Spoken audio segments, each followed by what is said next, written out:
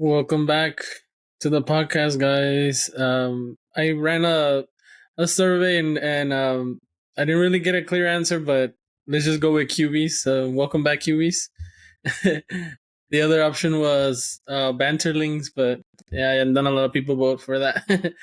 But Huh, I wonder. last episode was pretty interesting, actually. I mean, I watched it back and I'm like, yeah, it really let out some stuff, but this episode, the topic that I kind of stumble upon is leadership. So I want to talk about leadership and how do we go about that? How do we think about that? I know we all three of us have been managers. One of the topics from leadership. What do you think about the lead by example? Personally, I think if you're not willing to be on the front line, you can't expect somebody else to be on the front line as well. To me, don't get me wrong. I understand the general's is the most important part of the army here, but also you have to be able to earn that respect from the people that were there before you. And if you're not willing to put yourself and step in the mud and put yourself out there and get greasy, then how are you going to expect somebody else to be willing to go out there and get muddy and greasy for you?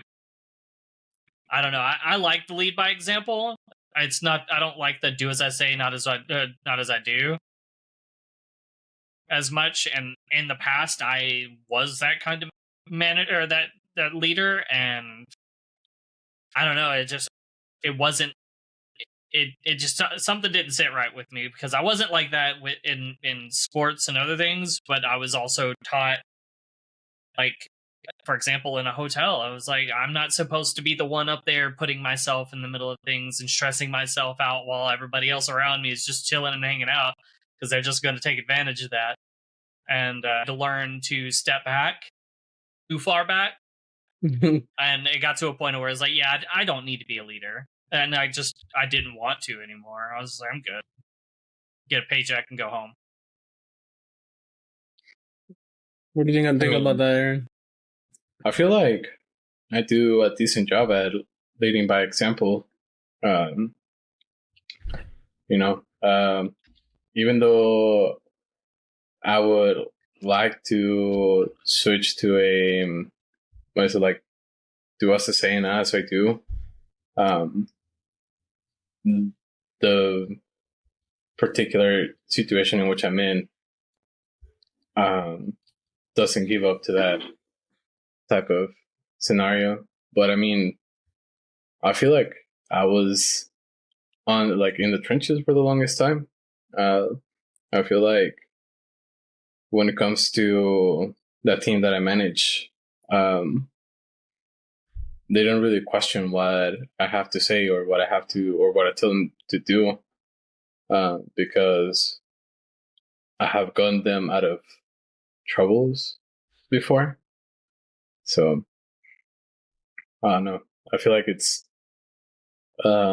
you become somebody that they can rely on. Is kind of what you're trying to say. Yeah, I feel like they can rely on me. So definitely I definitely question myself a lot when a situation arises that we have been through before, and they don't know how to handle it. And so, it definitely makes me question my skills and my ability to be a leader when I have, when I've run down this scenario hypothetically with them, and then they don't know how to handle it when it comes to it, and then sometimes it's like literally the day after we just talked about it. So it makes me wonder if I'm taking it really makes me doubt whether or not I'm a good leader, and or if it's just the way that I'm explaining things, if I need to dumb it down more, or if I need to make it more complicated. Makes me wonder if I'm like holding their hands too much. So yeah, sometimes that was one of the harder things that I needed to learn, was the delegation. Like knowing what to delegate, when to delegate, and when to keep that and make sure, like, I don't know, it's like not micromanaging, but making sure everybody's got their hands in the pot. Mm-hmm.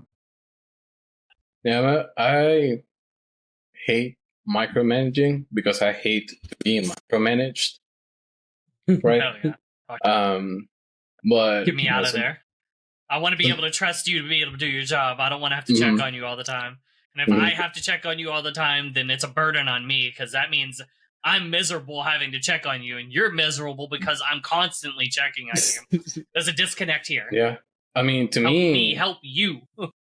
to me, micromanaging is a waste of my time, you know, because if I'm having to micromanage you, and if I'm having to like hold your hand through every step of the way, I might as well do we're doing twice the work, right? True. You're doing the job, you're doing the work, I'm doing the work. I might as well do the work myself, and it's gonna get done faster, and it's gonna be done the way it's supposed to be done.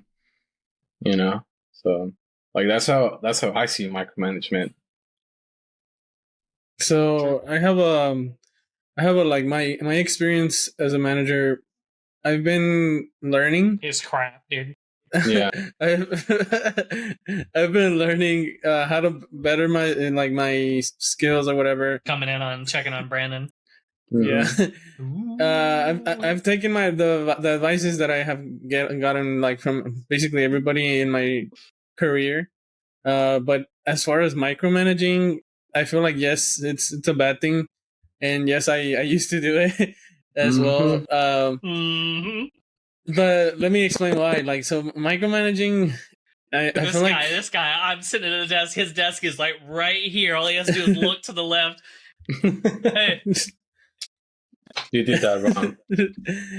Like, a part of micromanaging, I feel like it's a side effect of anxiety, because I used to feel like we're gonna like they're gonna make a big mistake, like they're gonna put our team in jeopardy, or like they're gonna make us look bad, you know, like. So I would just check up on everybody, like, hey, how's this going? How's that going? Like, even though I feel like yes, it is bad, it's micromanaging, but at the same time, I'm checking up on something that I actually care about. You know, I care about how the team is viewed. I care about our like overall performance. You know, but definitely it. No, go ahead. No, go ahead. We're just agreeing. I definitely think it's a bad thing. It's like a toxic thing, and it definitely stressed me out. I know Billy knows how stressed out I used to get. No, I feel like yeah, you don't want them to mess up, and you want everything to be perfect in the view of your shift. However, I also feel like you have to be willing to let them mess up, because a lot of people don't learn until they make that mistake, and where it's like, I will never forget that. I do not want to have the conversations or the situations that I were just in. We're going to do that right every single time. Then you can just give them that every time, and they'll just get it right, like on the money every time. Yeah. See, that experts at that thing. See, that's really hard. I'll admit, it's really hard to let that happen whenever you want your shift to be like perfect. Yeah. See, that was my learning experience. What Bill described is, not until I messed up did I start making sure I didn't make that mistake again, right?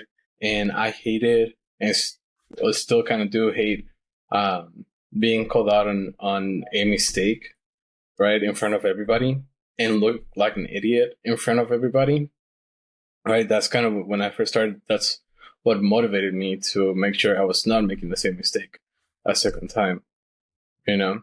And I thought that was a good way to motivate my team, is by letting them make those mistakes and stand out in front of everybody else, how they're messing up and how often they messed up the same stuff. But that doesn't seem to motivate them, right?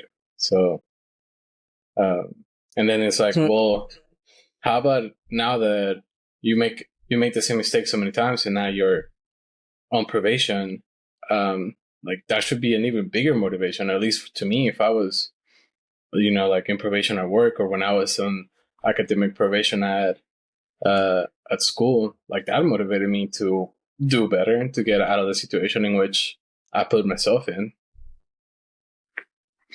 Yeah, I really like that you guys started talking about making mistakes and learning from those mistakes, because that's one of the things that I was going to ask about. Like, do you think leaders should be perfect? And as far as my experience, like I'm nowhere near perfect. I've made mistakes, and those mistakes that I've made, they actually help me help my team now. Like, not just in like speaking. I mean, when I speak of team, I don't mean just work.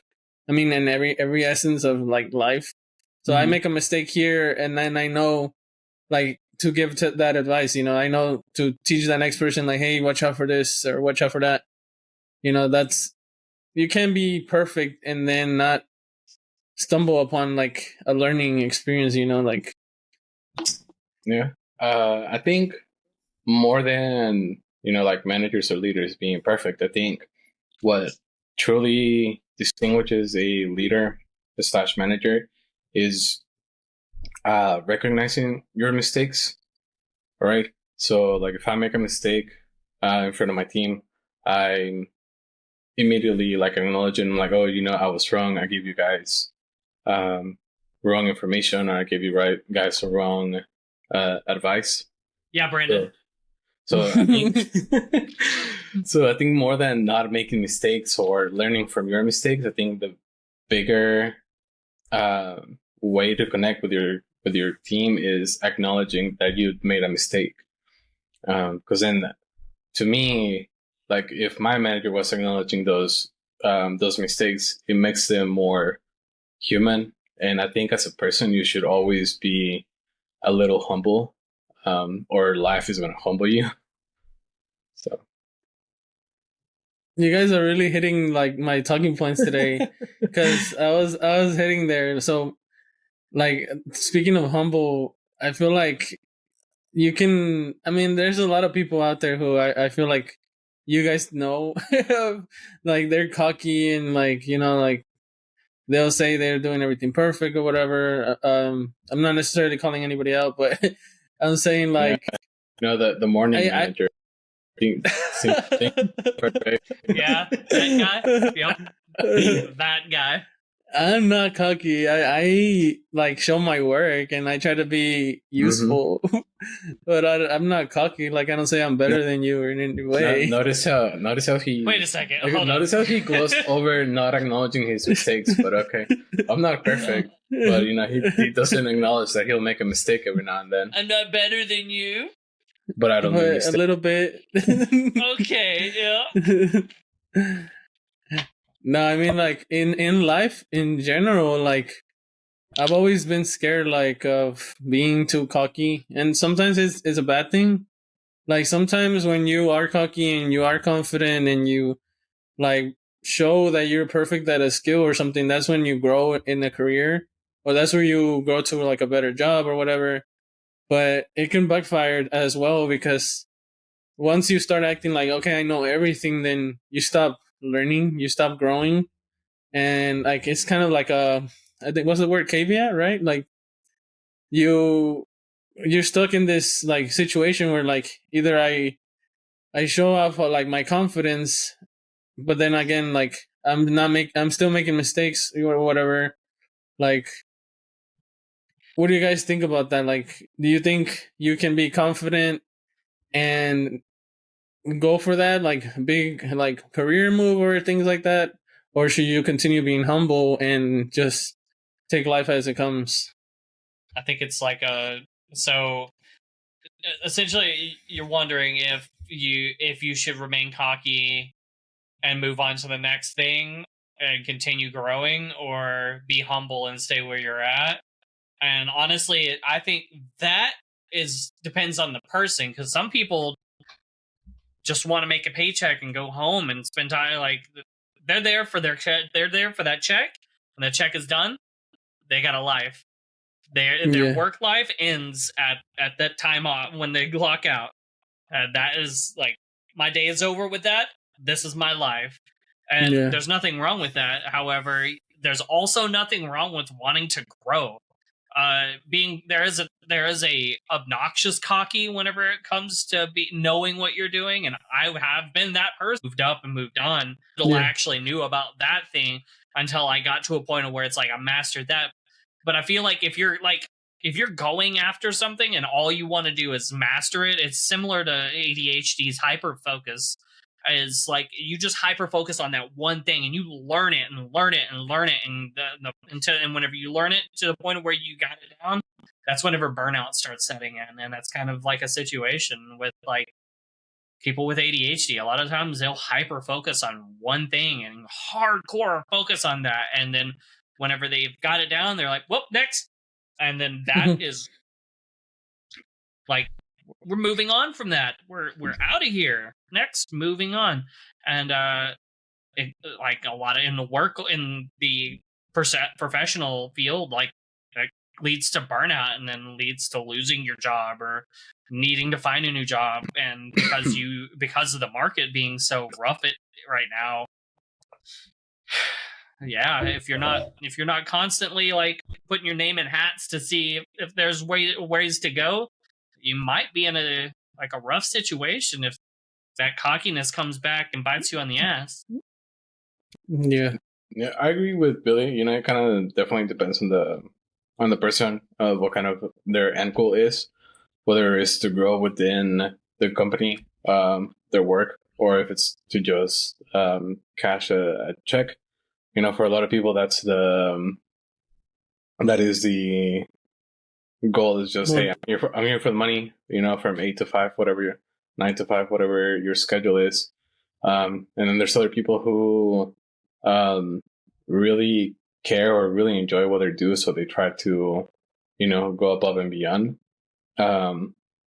If you are that person that wants to keep growing within the company, then you should be a little cocky. You should be letting your confidence shine so that other people can see that. You know, I feel like that is the best way at scaling the corporate ladder, right? Is letting that confidence show, letting your cockiness that you have been here for a long time, that you know what you're talking about, you know how to do your work. I feel like that is one of the easiest ways for you to achieve that. But I think even when you do get that next promotion, next step on the ladder, I think you should keep in mind that you don't know everything, so that you should be humble when it comes to taking up a new role.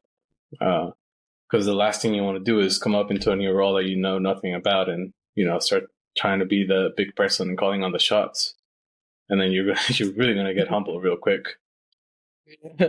I feel like there's a really thin line that you just gotta ride, because I've seen, and like you said, like seen people get cocky and like try to go above other people's heads and like, you know, try to outshine, you know, or try to act, they don't act their ways, you know. But sort of those kind of things. I've seen people like just, what is it called? Like we have a name for it at work, don't we?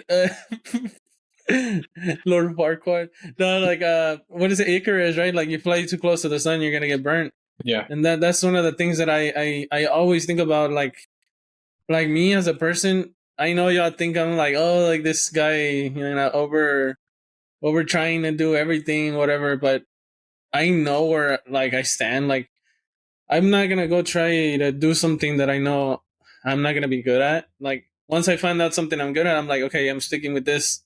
Like I'm gonna shine in this, and this what I know, Daedalus running from the Minotaur right now. Daedalus? Yeah, it's Icarus's father, and he was also in the labyrinth with the Minotaur. So, you know, he's an I only inventor, know invented the wings. Yeah, I only know the phrase. You know, if you fly too close to the sun, you're gonna get burned. But then, doesn't he have his wings? Aren't they made out of like wax or something, and they melt? Yeah, so Daedalus created the wings out of wax, and he told Icarus, "Don't fly too high up, or the sun will melt your wings." And Icarus was out flying around one day and got too close to the sun, and his wings melt, and he fell to his death. That's the story, and like a really like brought down, dumbed down version. Like. Yeah. I feel like that's a very like I follow that to a certain degree, because I'm always remembering like how life it used to be for me or whatever. Like I've seen how much I've grown over the years and how where I'm at now. But I always have that thought in my head, like I as fast as I rise, this is that's as fast as I can fall. You know, like I always feel that. Like you can lose everything from like in a matter of what weeks by making like mistakes or doing something that is not helping you. You know, Hmm. and I Just always remember, think a good about fuse that. burns out fast. Yeah, and I always think about that. I'm like, I know there's people like that lose, you know, their jobs or they get laid off, and I'm like that's always in the back of my head. I'm like, yeah, I can be all cocky right now and be like looking at these people who like make less than me or whatever. But then again, I'm like, tomorrow I could be them. You know, tomorrow I could be needing money or I could be needing a job. Like there's always Bro, a thought in my head. dude, Okay. I had a friend. I have a friend that was laid off from Meta 10 months ago, and it's taken him all the way up until this week, and he finally got a new job. That's Damn. tough. And I'm talking about my dude's got bachelor's degrees in fields. He's got years of experience. Like, took him that long. He finally got it. So it was a big over 10 months to find a job. So, and he thought he So, was in a great place. You know, he was working at Meta. So he's like, and Yeah. then some people don't have savings. Like 10 oh no, months, that he puts you was out of okay. your house, you know? I mean, he still got his house. He's okay, but Yeah. Yeah. still, like, that's where our market's at. But we're worried about shutting TikTok down. So Brandon, I Shutting want to TikTok ask you. down. So you say you kind of follow the whole "don't fight too close to the sun" um, type thing. Do you think that being too cautious is holding you back? Do you think that not taking that risk is holding you back currently at your job? Do you think you could? He's scared to put somebody else in charge and let them do it for him. Yeah. Just saying. No, I mean, I really like the question because, like I was saying, I'm staying in that little like thin line of like, yeah, I'm still growing a little bit, but I'm also not trying to go over anybody, or I'm not trying to, you know, I'm just in stagnant. Like, you know, I'm just in one place, and like you said, is that holding me back from growing? Like, I think it definitely is. Like, Yeah. since I've tried to move into different fields, but I just didn't feel like I was doing as good as a job as I am and what I'm in right now. And that definitely held me back because I put myself in the situation where I'm comfortable. And when you're comfortable, you're not always growing.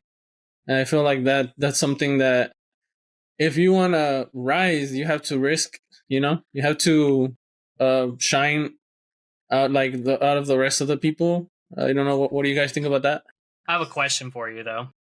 Mhm. Have you ever gone off the diving board at a swimming pool? I don't No. even know how to swim. Either. So no. I don't know if I believe you. But anyway. I No, don't so know. going off the diving board for the first time, you come up to it and it's kind of scary. Like you're way high up, and the last thing you want to do is jump, slip, bust ass, and slide into water, right? That's the last thing you want. But whenever you finally do it, you don't jump, slip, bust ass, but you jump and you land in. Now, don't get me wrong, it's not going to work like that every time, but you have to be willing to take that jump off of the diving board to have a good splash in the water, right? It's kind of Yeah. like be willing to jump off the diving board into something unknown. And yeah, you're not going to be great at it, but you also got to consider how long have you been doing what you're doing now versus what you're going to be doing or what you're trying to do. Of course, you're going to be really good at something you've been doing for a while. Yeah. Just think about it. How good were you at this thing when you first started it?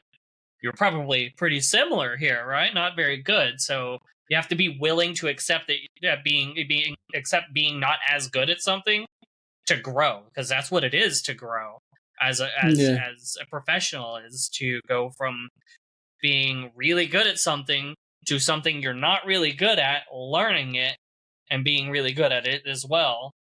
You know? Yeah. I mean, the way I see it is, did you enjoy learning? Because obviously, when you moved up, did you enjoy learning all those new things, all those kind of getting to see a little bit behind the curtain um, in the role that you're currently at? So you can look at it that way. If you're gonna go into a different path, you can look at it and say, well, I'm gonna get to see a whole different side of this job, and you get to learn from the beginning. So if you're somebody that enjoys learning, moving up is a good way to learn new things and new processes, and you get to see if you like those technical aspects of your job, then you get to see more of those technicalities. Yeah, so the whole risk thing, as you guys know, like my idea of risk right now is I can't do it. Like it's one thing to be laid off. Like if I'm laid off, and like what can I do about that? That's something I cannot control.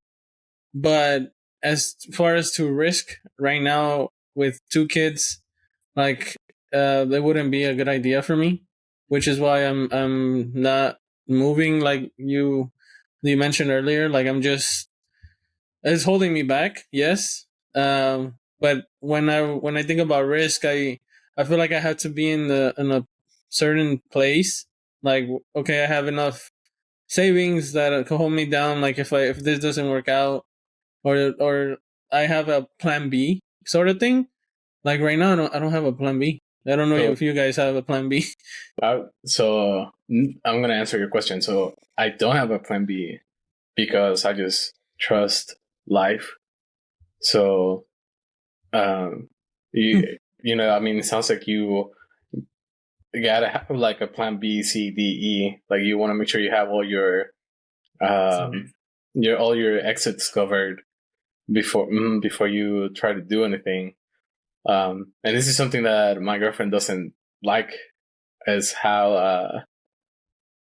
I don't want to say careless, but not that I have so many plans in action, you know, that I don't try to make sure I have all my exes covered and not just go about life trusting that things are going to work out. Yeah. I mean, that's not a bad way to live, though. Like, I've been reading, what is that book? The Secret Art of Not Giving a Fuck. Yes, that book. Yeah, I've been reading that, like, it just depends. Like none of the ones that I suggest. Oh my god, it was a gift. But that's one of the reasons that like you can try so hard at doing something, and in the end, like it doesn't always work out. So, like I feel like there's no secret formula or perfect formula. Like you said, you just live life as it comes, and I don't think that there's nothing wrong with that as long as you're not jeopardizing your life. Like if you're not negatively affecting your life, I think you're okay, because like you can try so hard to be trying like, oh, I'm gonna apply to this job, I'm applying to this job, like, and then what? Like you don't get it, or let's say you do get something else and you're unhappy. Like it just like I don't know how to explain it. It's one of those risks that you have to take. You can't just not assume, but you can't go into a job like you're gonna enjoy 100% of that job. You know, like you have to take that risk. Otherwise, it wouldn't be a risk, and there would be no reward behind it. Yeah, that's true.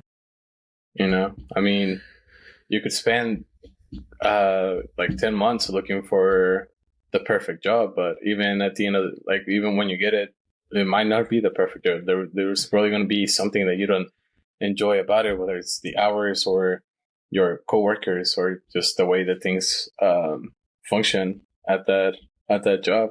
I think it's rare for people to find a job that they enjoy 100%. Yeah, I mean, there wouldn't be a job. Yeah. Well, I mean, you can still. You have to be willing to take time off from it in order for you to not get tired of it. Like I said earlier, good fuse burns out fast. Man, I've been thinking about like that, how you said, like trying to grow and everything. But I mean, I don't see myself as, yes, I may not be growing as much, but I'm also in a place where I'm happy. Like I get to spend time with my family, you know, my kids, like even like the whole work from home thing. Like I used to waste 2 hours, you know, driving, and and now you know, I get to enjoy the time, you know, with them, and that kind of offsets it. I feel like if I go to look for another job, like, and they're not work from home, like that's gonna be hell. Like I'm gonna spend at least like what 4 hours with them or less. No And then, taxi like, service in the morning or afternoon. But what if that new job is paying $250,000 a year? Then you I can know. Then I'm on the way there. What you want? You want me to shave it off? Would you care about the 4 hours? It's gone. You want what you need me to do? Okay, Yeah. but that takes me to my next topic though. So I'm so tired of living paycheck to paycheck. I mean, I get you guys. I mean, it's because you have a It's different okay, life. you don't understand, Mr. Moneybags. Yeah. You get it. Yeah. No, that your money. That kind of He money, said it. so He you know. admitted it. He admitted it. You say he Not- admitted it. He is I'm money not- man. Got him. Open up. Yeah. We got him. I'm not talking about money. I'm talking about I don't. Flip that, Say that one right there. I'm talking about like you guys are saying, okay, you're gonna make more money, right? And that's gonna make you happier, and that's gonna make things great. But in my case, oh, I've seen so many videos about this. Like you like always tell my wife this, and like always have this in my head. Like you either have me with you, and like not making so much money, but I'm here, I'm present, or you either don't have me here and I make this money, you know, like so it's like you're trading that extra money and like losing that time, you know, like you're exchanging money for the time. Well, you see, this is where something we mentioned in past podcasts, where the perspective is different for he and I. We aren't married. We don't have kids. We don't have to worry about that because you know the phrase is, you know, money can't buy happiness, but it can damn sure put me on my way. A lot easier than where I'm at. Like, trust me, like it can get me there a lot faster.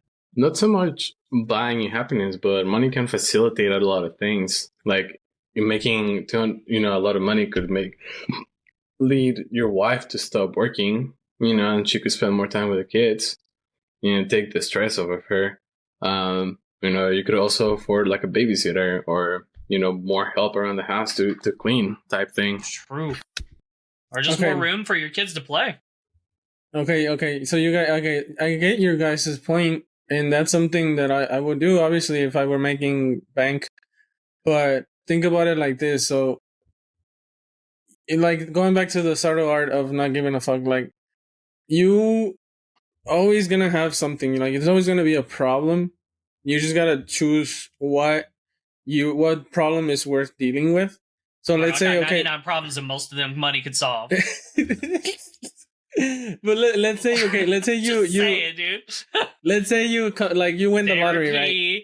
Medication, housing, bills. Like, come on, like. But 99 problems money can solve most. All right. I'm gonna give you the respect here though, because it is a different perspective for you. Like your perspective is, I got a wife, a kid. I want to spend time with these. Because if I get in this high-paying job, they're going to be wanting all of my time, and I'm not going to get to spend any time with my kids and my wife, too. Like, what am I leaving here? My couch? My computer? I'm sure they'll be fine and they'll be there when I get home. Like, their feelings aren't going to be hurt. I mean, if you're making the amount of money that Brandon is making, you could I'd get have you a whole my suit, God. dude. I'd have a You whole know, suit like of a- pets, dude. I'm telling you. live-in Oh, maid. like- or something like that. I'd have a whole lot of Boston Terriers Mhm. running around. Dude, you better believe I would have a lot of pets. Your kids would want to come to my house because it'd be a dog petting zoo. I'd have dogs Yeah, everywhere. you'll, dude. you'll be I'd able have to so afford many. a lakeside property. Like, I just have dogs everywhere. I don't need a lakeside property. Billy over Actually- there. Thinking about that though, have y'all seen those tiny like homes that Elon Musk is putting out? The smart ones. No. Okay, so they're like a tiny home, but they like it's basically like you wind it up and you can. It's like a trailer house that sits flat on the ground, but it's like I don't know. It's like more high. I don't know. Tesla's putting it out. You should look it up. They look interesting. Too many windows for me personally. I'm a private person. I'd be curtains all the way around that bitch. I'm like, I don't want y'all to see what me in here. No, but there. I mean, it just like I would be content with something like that on a little bit of land. I don't want to mow yards, so I'm gonna say not a lot of land. Yeah. So you put me on a turf, and I'd be okay because I'm gonna mow that. Just gotta water it from time to time. I don't know the homes that you're talking about, but I did drive by some container homes last week. It was 3 containers high, and I think like the first container was the garage, and then the middle one was where you entry, and it looked interesting. So going back to the money thing, like you guys, I know you guys say like money, is gonna fix all my problems and all of this, but you ever heard the phrase "more money, more problems"?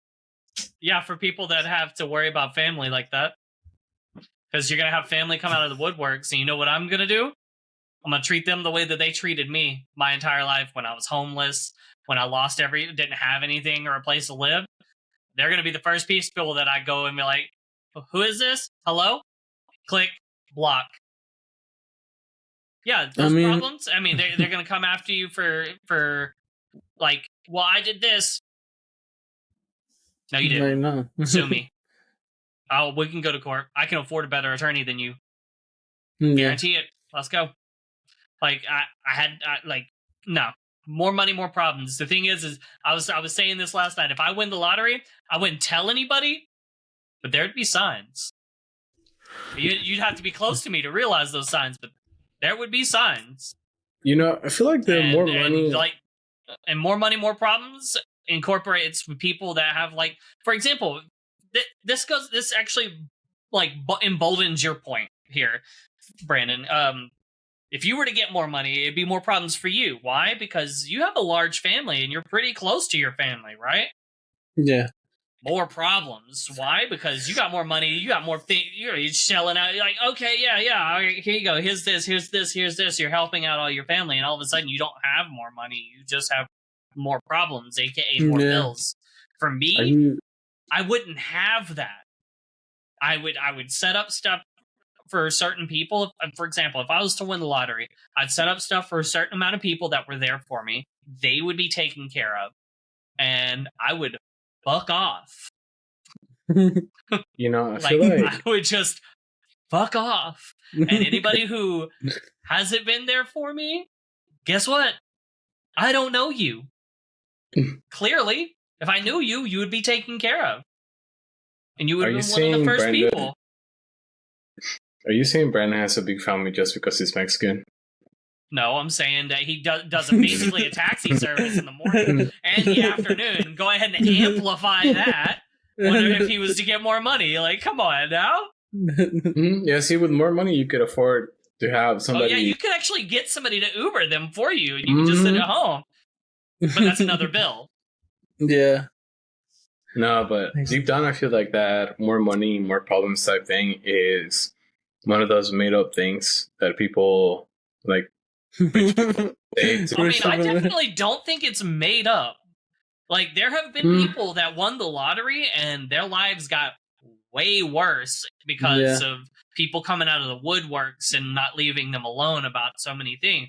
Like they had got more problems. However, I think if I was to get a load of money, I would have no more problems.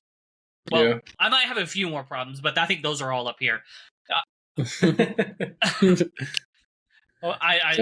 the rest of it, it's like I wouldn't have the problems that normally would come that like most rich people, or if I was to compare like between the three of us, I would probably have the least problems out of all three of us. I feel like that's all for debate between you and I. I don't know. I don't have a girlfriend. I don't have any potential, like anything like that. All I have is my close-knit handful of friends. And I'm gonna see, y'all gonna try to get a hold of me, but I'm not gonna be in the country. Just FYI. Like I said, there are gonna be signs. I'm not gonna tell you, but there are gonna be signs. But all of a sudden, we're like, "Oh, hey, I rented out this studio. Y'all want to go do the podcast from here today?" Like, okay, no. shit. What? You see what I would do if I won the lottery? Just randomly throwing it out there. Wait, where did you get this? No, see, for me, I know a guy. I would be hiring Brandon to update a Pointless website for me to keep up. 100 grand a year, I'll do it. Yeah. See, he's wanting more money. Look at him. He's trying to get the problems now. All of a sudden, that more money sounded pretty good, huh? Right.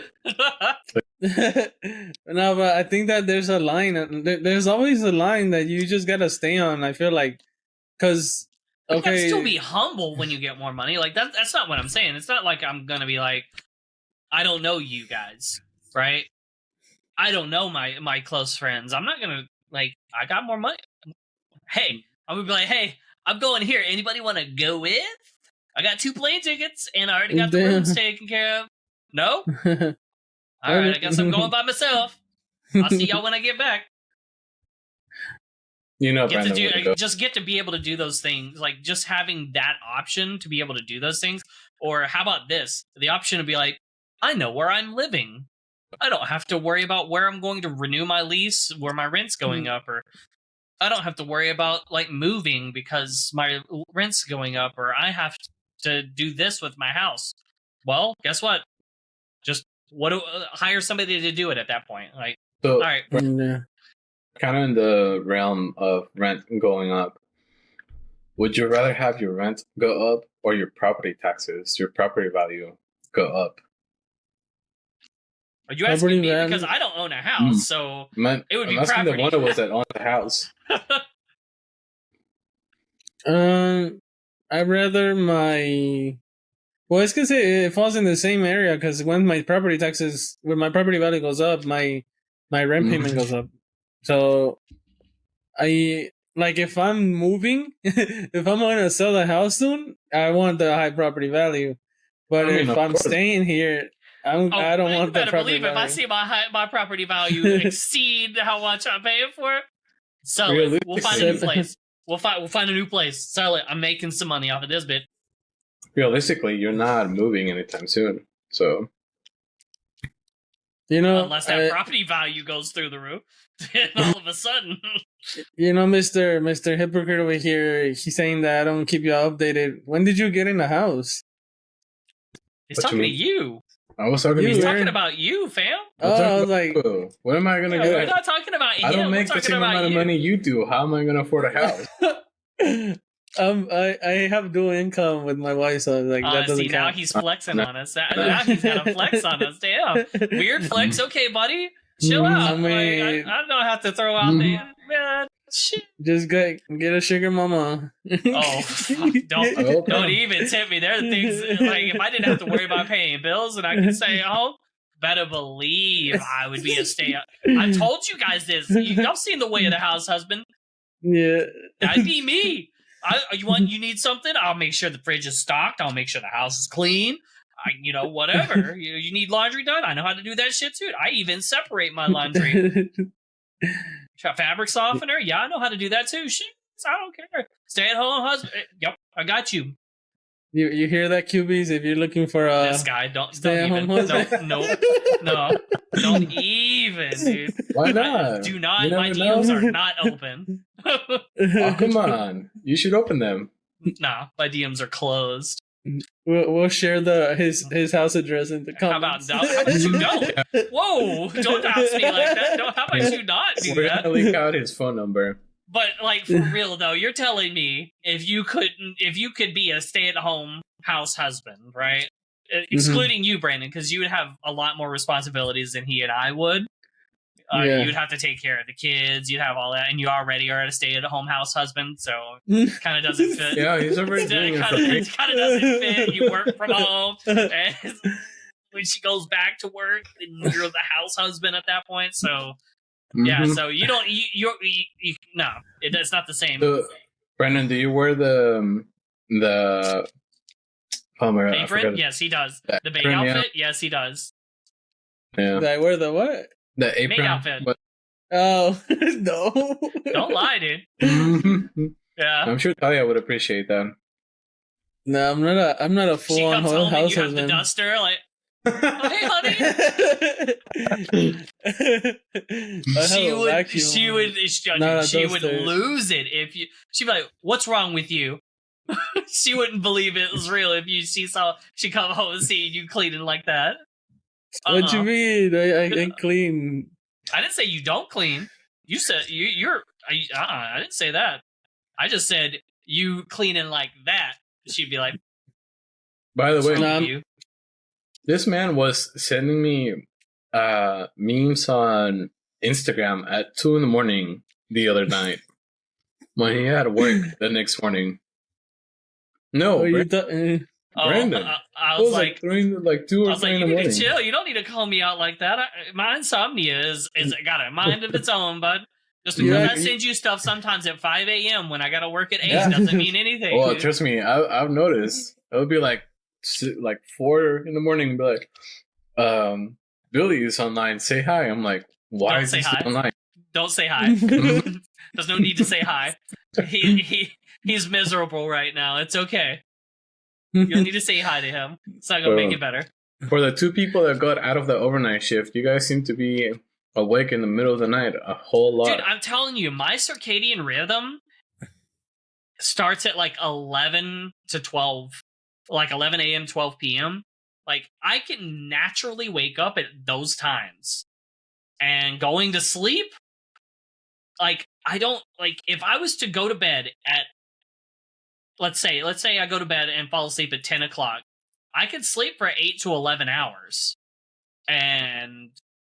Or actually, let me actually change that. I could sleep from 5 to 11 hours, right? And that includes the 5 hour in.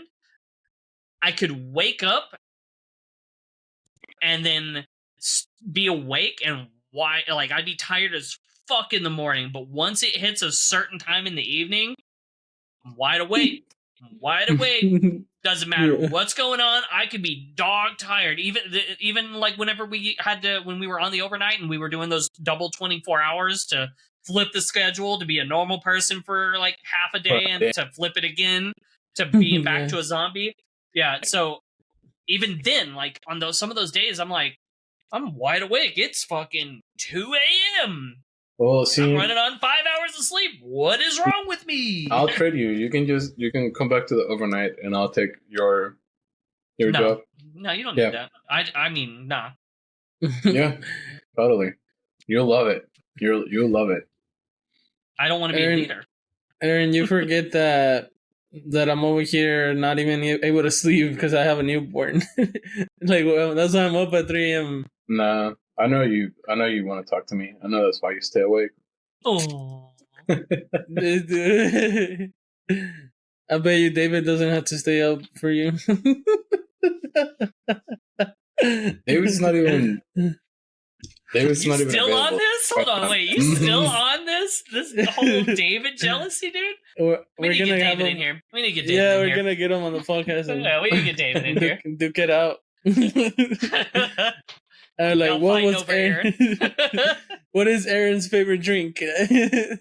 I can guarantee you, neither of you could get it right. Neither me and Brandon or Brandon and No, David? Brandon and David. Oh, okay. What is it, Brandon? Well, can you narrow it down like soda or something? No, you said what is his favorite drink. You posed the question. Actually, you should be able to know because when you and I went to karaoke like many years ago, I spent Way back $100 in my day. on these drinks. Oh, they're alcoholic. Oh, alcoholic. His favorite is Moscow Mule. Damn! Look at him. It's a good choice. It's a good choice. It's a good choice. Yeah, I deserve a picture on Instagram now. No, Oh.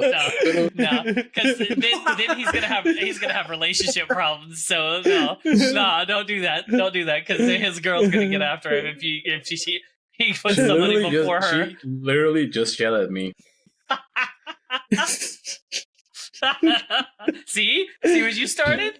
Yeah, see? Now you know what you got to do, Aaron. You got to bring up that one story again. So she can get mad tomorrow when we go to a Korean barbecue and we take a picture, finally do something together. But now you got me in trouble. I'm going to get you in trouble tomorrow. All right, guys. Today's session was pretty interesting, like leadership, then money more problems. we finally got Brandon to admit that he's making a lot of money. True. We got him to admit he was Mr. Moneybags, bro. Yeah, he finally admitted didn't hide it. Today's the day. It only took 5 years, but we finally cracked him. Today's the day. In the comments, and be like, "Release your tax records." That's the IRS. Actually, That's the IRS in the comments. Like, hey yo. There's no way Brandon doesn't declare like 8 dependents in his taxes. There's no way. I've seen right. People live at your house. You probably have them all as your dependents. This guy. Mm-hmm. Why you outing me? Out here in your lakeside mansion. All right, QBs. Thanks for listening to the episode.